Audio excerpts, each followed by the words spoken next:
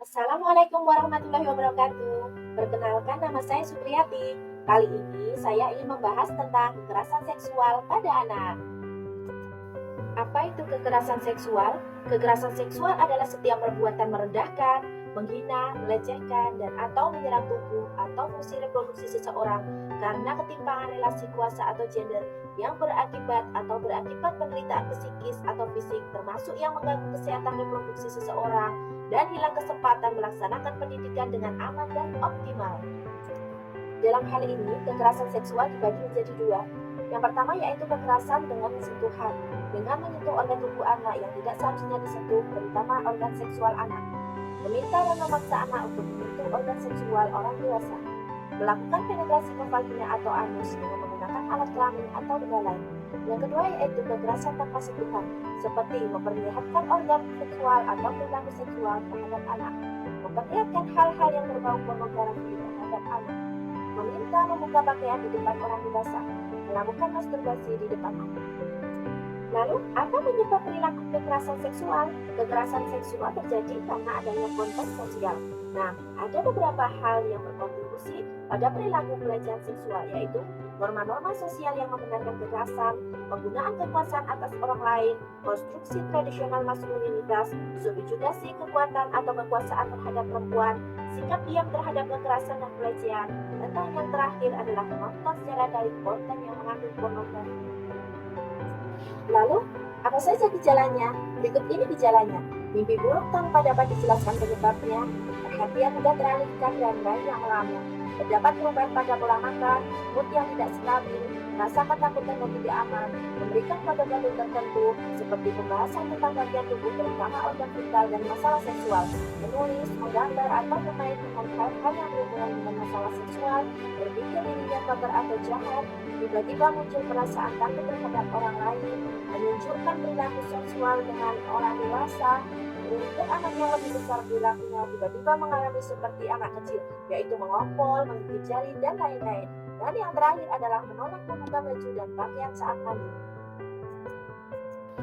Lalu selanjutnya, apa dampak dari kekerasan seksual? Yang pertama yaitu mempengaruhi kesehatan reproduksi, seperti trauma ginekologi, aborsi yang tidak aman, disfungsi seksual, infeksi menular seksual termasuk HIV dan fistula traumatis. Yang kedua, mempengaruhi kesehatan mental seperti depresi, gangguan stres pasca trauma, kecemasan, kesulitan tidur, keluhan somatik, perilaku bunuh diri, dan gangguan panik. Dan yang ketiga yaitu perilaku, misalnya hubungan seksual tanpa kondom, berganti-ganti pasangan, alkohol, dan penyalahgunaan narkoba. Dan yang terakhir adalah akibat fatalnya dapat menyebabkan bunuh diri, komplikasi kehamilan, aborsi yang tidak aman, AIDS, pembunuhan saat pemerkosaan, pembunuhan bayi terhadap anak yang lahir dari perkosaan.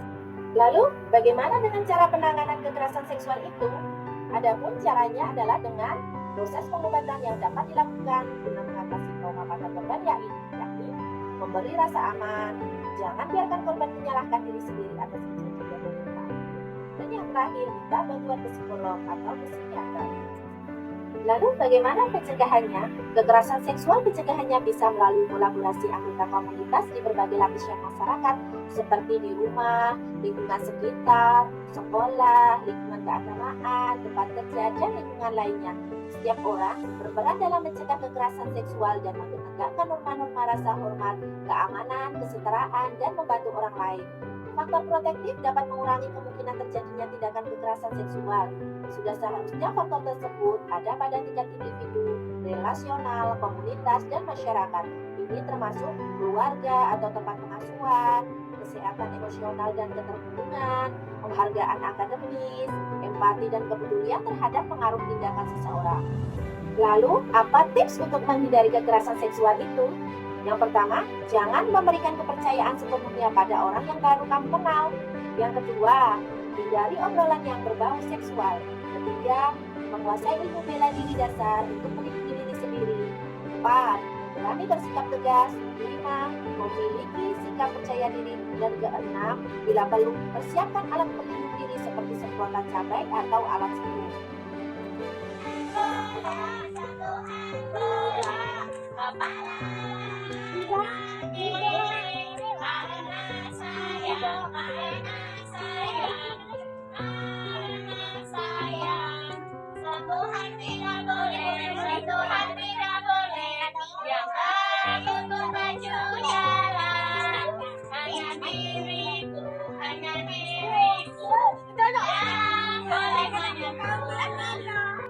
Sekian video dari saya, semoga bermanfaat. Terima kasih. Wassalamualaikum warahmatullahi wabarakatuh.